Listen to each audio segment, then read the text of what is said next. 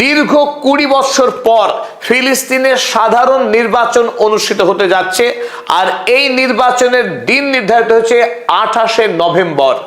November মাসে এই নির্বাচন হবার পর প্রত্যাশা ফিলিস্তিনের মাটিতে একটি সরকার তৈরি হবে, যে উদ্দেশ্য নিয়ে ইতিমধ্যেই পৃথিবীর 157টি রাষ্ট্র ফিলিস্তিনকে স্বাধীন সার্বভৌম রাষ্ট্রের স্বীকৃতি দিয়েছে, যা বিশ্বের 193টি স্বাধীন রাষ্ট্রের মধ্যে 81% রাষ্ট্রই ফিলিস্তিনকে রাষ্ট্র বলে মনে করে। অথচ এই ফিলিস্তিনে এতদিন ধরে কোনো জনগণের দ্বারা নির্বাচিত সরকার ছিল না। 2006 সালে সাধারণ নির্বাচন অনুষ্ঠিত হয়েছিল, কিন্তু সেই নির্বাচনে যখন হামাস একক সংখ্যাগরিষ্ঠ দল হিসেবে উঠে আসে, সেই হামাসকে কিন্তু সরকার করতে দেওয়া হয়নি। ফলে 2006 সালের পর থেকে আজ 2026 সাল আর কোনো নির্বাচন হয়নি ফিলিস্তিনের মাটিতে। আর তারই মধ্যে 2023 সাল থেকে লাগাতার গণহত্যা করেছে ইসরায়েল গাজা ভূমিতে।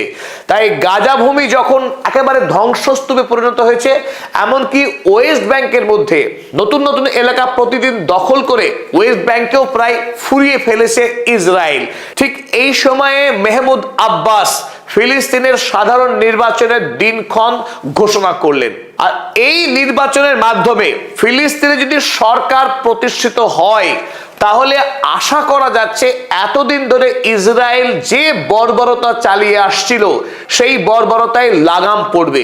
যে হারে গণহত্যা হচ্ছে, সেই গণহত্যা অন্তত কমবে। অন্তত বিশ্ববাসীর কাছে ফিলিস্তিনের পক্ষে একটি সরকার কাজ করবে, যে সরকারের একটা নিজস্ব সৈন্যবাহিনী, পুলিশি ব্যবস্থা এবং সাধারণ মানুষের যে নাগরিক সমস্যা সমাধানের একটা ব্যবস্থাপনা অন্তত গড়ে উঠবে। এটাই মনে করছে জাতিসংঘ, এটাই মনে করছে ইউরোপ আমেরিকার সাধারণ মানুষ এবং বিশ্বের যে সমস্ত বড় বড় দাতব্য সংস্থা যারা বিপুল পরিমাণে দান করে এই ফিলিস্তিনি জনতাদের। তারাও চাইছে এই মুহূর্তে যে কোনো মূল্যে ফিলিস্তিনিদের নিয়ে একটা সাধারণ নির্বাচন অনুষ্ঠিত হোক। এবং এই আবেগে যুক্ত হয়েছে ফিলিস্তিনে আজও বেঁচে থাকা লক্ষ লক্ষ সাধারণ মানুষ। তারাও বাঁচতে চাইছে, তারা ইসরায়েলি আগ্রাসনের হাত থেকে মুক্তি পেতে চাইছে, তারা বাঁচাতে চাইছে তাদের নিজেদের বাড়ি ঘর এবং তাদের ছেলে মেয়ে যাতে আগামী দিনে নির্ভয়ে লেখাপড়া করতে পারে, মানুষ হতে পারে। শেষবারের মতো কোমর বেঁধেছে ফিলিস্তিনের সাধারণ মানুষ, দেখছে স্বপ্ন। কিন্তু এই স্বপ্ন কি সত্যি সত্যি বাস্তবায়িত হতে পারবে? 28শে নভেম্বর যে নির্বাচনের দিন ঘোষিত হয়েছে, এই নির্বাচন কি অনুষ্ঠিত হবে? কারণ এখনো পর্যন্ত স্থির নয় এই নির্বাচনে হামাস অংশগ্রহণ করতে পারবে কিনা, বা যদি হামাস নির্বাচনে অংশগ্রহণ করতে পারে, পিএলওর পক্ষে ইতিমধ্যে মেহমুদ আব্বাস নির্বাচনের যে সমস্ত শর্ত স্থির করেছে, সেই শর্তে হামাস রাজি হতে পারবে কি না। এক। এবং দ্বিতীয় বড় প্রশ্ন, ইসরায়েল আদৌ এই নির্বাচনকে অনুষ্ঠিত হতে দেবে? কারণ যদি এই নির্বাচন অনুষ্ঠিত হয় এবং ফিলিস্তিনের মাটিতে যদি একটি নির্বাচিত সরকার গড়ে ওঠে, সেই সরকার কিন্তু ফিলিস্তিনকে স্বাধীন রাষ্ট্রের স্বীকৃতির পথে অনেক দূর এগিয়ে নিয়ে যাবে। অর্থাৎ এই নির্বাচন ইসরায়েলের জন্য একটা বড়সড় চ্যালেঞ্জ হতে পারে। তাই ইসরায়েল সহজে এই নির্বাচন যে হতে দেবে না, তারও কিন্তু রীতিমতো সম্ভাবনা রয়েছে। চলুন মূল পর্বের আলোচনা আমরা দেখে নিই। ফিলিস্তিনের কোন কোন দল অংশগ্রহণ করতে চলেছে, নির্বাচনের শর্তাবলী বা কি, এবং শেষ পর্যন্ত আমরা বোঝার চেষ্টা করব এই নতুন সরকার ফিলিস্তিনি জনতার আশা প্রত্যাশাকে পূরণ করার ক্ষেত্রে কতটা কার্যকরী হবে। চলুন শুরু করা যাক। শুরুতেই আপনাদের আমি আমন্ত্রণ জানাচ্ছি অধ্যাপক আব্দুল হালিম। চলুন শুরু করা যাক। আল জাজিরা সহ বিশ্বের সকল গণমাধ্যমেই ফিলিস্তিনি যে নির্বাচনের খবর সম্প্রচারিত হয়েছে। এমনকি আরব বিশ্বের রাষ্ট্রনায়করাও বর্তমানে ঐক্যবদ্ধ হচ্ছেন যাতে ফিলিস্তিনের এই নির্বাচন সাফল্যের সঙ্গে করা যায়।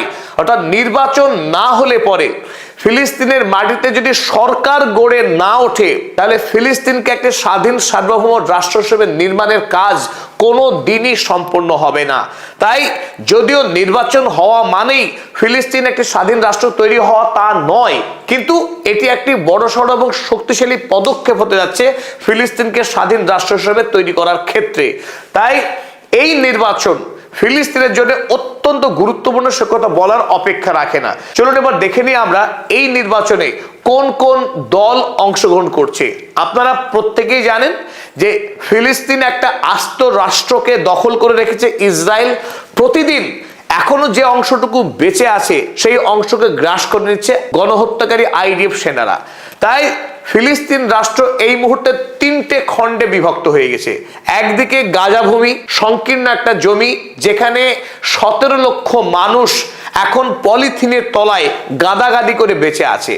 ওদিকে আল আকসা মসজিদ যে পবিত্র জমিতে অবস্থিত, সেই জেরুজালেম এখন বিভক্ত হয়ে একটা ক্ষুদ্র অংশ পড়ে রয়েছে, যেখানে প্রতিদিন মার খাচ্ছে ফিলিস্তিনি জনতা ইসরায়েলি বর্বর আইডিএফ পুলিশের হাতে। সেই পূর্ব ইসরায়েল, আর যে অংশটা এখনো পর্যন্ত বড় আয়তন রয়েছে তার নাম ওয়েস্ট ব্যাংক। সেই ওয়েস্ট ব্যাংকের অভ্যন্তরে আবার প্রতিদিন নতুন নতুন বাড়ি তৈরি করে নতুন নতুন এলাকা দখল করে রয়েছে ইসরায়েল। তাই এই তিন খণ্ডে বিভক্ত ফিলিস্তিনের মাটি, গাজা, পূর্ব জেরুজালেম এবং ওয়েস্ট ব্যাংক, এই তিন অঞ্চলে সকল মানুষকে নিয়ে এই সাধারণ নির্বাচন অনুষ্ঠিত হবে। তাই ওয়েস্ট ব্যাংকের সবচাইতে বড় রাজনৈতিক দল, তার নাম ফাতা। এই ফাতা দলেরই নেতা হচ্ছেন মেহমুদ আব্বাস। যে ফাতা দল সারা পৃথিবীতে পরিচিত হয়ে উঠছিল একজন মানুষের নামে, যার নাম ইয়াসের আরাফাত, যিনি শান্তিতে নোবেল পুরস্কার জিতেছিলেন তার ওই সেই বিখ্যাত অসলো চুক্তির ফল হিসেবে। তাই এই ফাতা দল ফিলিস্তিনের সবচেয়ে পুরনো দল। ফাতা দল এই নির্বাচনে অংশগ্রহণ করছে। দ্বিতীয় গুরুত্বপূর্ণ দল দ্য ফ্রিডম গ্রুপ। এই ফ্রিডম গ্রুপ আবার ইয়াসের আরাফাতের ভ্রাতুষ্পুত্রের তৈরি দল। তার মানে আমরা বলতে পারি যে ফাতা দলেরই একটি খণ্ডিত অংশ দ্য ফ্রিডম গ্রুপ, তারা অংশগ্রহণ করছে এই নির্বাচনে। অপর গুরুত্বপূর্ণ দল এই নির্বাচনে হতে যাচ্ছে হামাস। যে হামাস 2006 সালে ফিলিস্তিনের মাটিতে সব থেকে বেশি আসন পেয়ে জয়ী হয়েছিল, সেই হামাস দলকে নিয়ে তৈরি হচ্ছে এখন প্রশ্ন। প্রথমত বললাম যে হামাস তারা নিজেরা এই নির্বাচনে অংশগ্রহণ করতে চাইবে কিনা বা করবে কিনা সেটা একটা প্রশ্ন রয়েছে। দ্বিতীয়ত, তারা যদি অংশগ্রহণ করতেও চায়, ইসরায়েল কি হামাসকে এই নির্বাচনে অংশগ্রহণ করতে দেবে? কারণ হামাস ইসরায়েলের পক্ষে সব থেকে বড় চ্যালেঞ্জ। তারা যদি ভোটে জিতে যায় এবং হামাস যদি সরকার তৈরি করে নেয় ফিলিস্তিনের মাটিতে, তাহলে ইসরায়েলের জন্য সেটা খুব একটা সুখকর হবে না। তাই হামাসকে নিয়ে কিন্তু বড় সড় প্রশ্নচিহ্ন রয়েছে। এবং অপর গুরুত্বপূর্ণ দলের নাম থার্ড ওয়ে, এবং তাছাড়াও রয়েছে একাধিক বাম দল রয়েছে, তারাও এই নির্বাচনে অংশগ্রহণ করতে পারে। এখন যে প্রশ্ন আমরা বলছিলাম যে হামাস এই নির্বাচনের নির্ণায়ক ভূমিকা পালন করতে পারে, তাদের এই নির্বাচনে অংশগ্রহণ করা এবং না করা সেটা অত্যন্ত গুরুত্বপূর্ণ। কারণ গাজা ভূমিতে আজ পর্যন্ত যদি কোনো রাজনৈতিক দল ফিলিস্তিনের জনতার কাছে প্রিয় হয়, নির্ভরযোগ্য হয়, তার নাম হামাস। হামাস ছাড়া গাজা ভূমির মানুষ কোনো রাজনৈতিক দলকে তাদের প্রতিনিধি বলে মনে করে না। তাই হামাস যদি এই নির্বাচনে অংশগ্রহণ না করে, তাহলে পুরো গাজা ভূমি এই নির্বাচন থেকে বিচ্ছিন্ন হয়ে যাবে, তারা এই নির্বাচনে শরিক হতে পারবে না। এই গাজা ভূমিতে 2006 সালের নির্বাচনে হামাস 80%-এরও অধিক আসন জিতেছিল। আবার এই একই কথা বলা চলে ওয়েস্ট ব্যাংকের ক্ষেত্রেও, কারণ ওয়েস্ট ব্যাংকেও গাজা 70%-এরও অধিক আসন জিতেছিল এই 2006 সালের নির্বাচনে।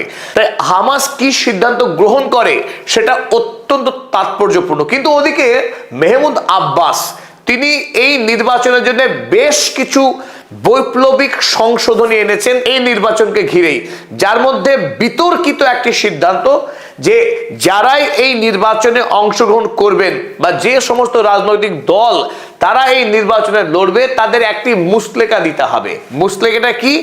যে সেই সমস্ত ব্যক্তি তারা মনে করে যে তাদের এই মর্মে ঘোষণা দিতে হবে যে তারা 1993 সালে ফিলিস্তিনের পিএলওর পক্ষে ইয়াসের আরাফাত ইসরায়েল রাষ্ট্রের সঙ্গে যে অসলো চুক্তি করেছিল সেই চুক্তিতে তারা বিশ্বাস করেন, অর্থাৎ Israel has right two exist.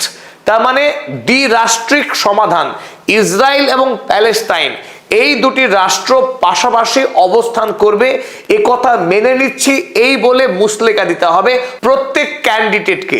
এখন এই ঘোষণা হামাস কি দেবে? কারণ হামাস সহ অধিকাংশ ফিলিস্তিনি জনতাই মনে করে না ইসরায়েল রাষ্ট্রের বেঁচে থাকার অধিকার আছে, কারণ ইসরায়েল সম্পূর্ণরূপে একটা বেআইনি রাষ্ট্র, একটা দখলদার রাষ্ট্র, যে রাষ্ট্রের না আছে কোনো আইনি বৈধতা, না আছে কোনো নৈতিক বৈধতা। এই ইসরায়েল হলো পশ্চিমী দুনিয়ার তৈরি করা একটা অন্যায় এবং খুন। এই অন্যায় খুনকে হামাস কোনোভাবেই মানে না, না মানে ফিলিস্তিনি জনতা। তাই মেহমুদ আব্বাসের যে শর্ত রাখা হয়েছে, every party and candidate contesting in the election has to recognize PLO Israel 1993 Oslo accord. এই অসলো অ্যাকর্ড নিয়ে কিন্তু একটা বড়সড় বিতর্ক তৈরি হবে আগামী দিনে। এই কারণেই ইতিমধ্যেই হামাসের পক্ষ থেকে মেহমুদ আব্বাসের আনা যে নির্বাচনী সংশোধনী তাকে তীব্র কড়া ভাষায় সমালোচনা করা হয়েছে। যেহেতু দীর্ঘ 20 বছর পরে এই নির্বাচন অনুষ্ঠিত হতে যাচ্ছে ফিলিস্তিনে, তাই 2006 সালে যে নির্বাচন হয়েছিল সেই নির্বাচনই একমাত্র ভরসা আমাদের বর্তমান রাজনৈতিক যে প্রেক্ষাপট তাকে বোঝার জন্য। 2006 সালে যেখানে মোট আসন সংখ্যা ছিল 132, সেই আসন সংখ্যা বেড়ে গিয়ে এবার হচ্ছে 200 আসন। জনসংখ্যা যেহেতু 2006 সালের থেকে বৃদ্ধি পেয়েছে, তাই বর্তমানে যে নির্বাচন ঘোষিত হয়েছে সেই নির্বাচনে 200টি আসনের জন্য ভোট হবে। তো চলুন তার আগে আমরা একটু দেখে নিই 2006 সালে কে কোথায় জিতেছিল, মোটামুটি একটা চিত্র। মোট 132-এর মধ্যে হামাস আসন পেয়েছিল 74টি, ফাতা দল জিতেছিল 48টি আসনে এবং অন্যান্য পার্টি তারা পেয়েছিল 10টি আসন।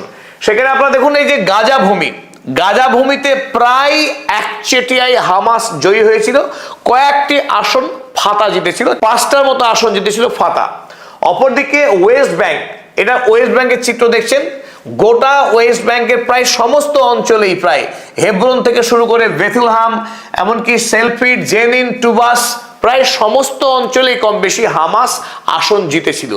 তাই এবারের নির্বাচনেও প্রায় একই রকম ভাবে হামাস বিপুল পরিমাণের জনসমর্থন পেতে পারে, সেটাই অনুমান করছে বিশেষজ্ঞ মহল। এখন বাকিটা নির্ভর করছে ভবিষ্যতের উপরে, হামাস এই নির্বাচনে লড়ে কিনা কিংবা তাকে লড়তে দেওয়া হয় কিনা, এই প্রশ্নই সব থেকে গুরুত্বপূর্ণ। হামাসের পর যে বিষয়টা আমাদের খুব গুরুত্বের সঙ্গে বিবেচনা করা দরকার এই নির্বাচনকে নিয়ে, সেটা হলো ইসরায়েল এই নির্বাচনকে আদৌ কি হতে দেবে? Will Israel let it happen? Israel কি এই নির্বাচন আদৌ হতে দেবে? এই প্রশ্নের উত্তরকে কিন্তু আমরা দুটো ভাগে ভাগ করতে পারি। একদিকে ইয়েস, অনুমতি দিতে পারে ইসরায়েল, তার বেশ কিছু কারণ রয়েছে।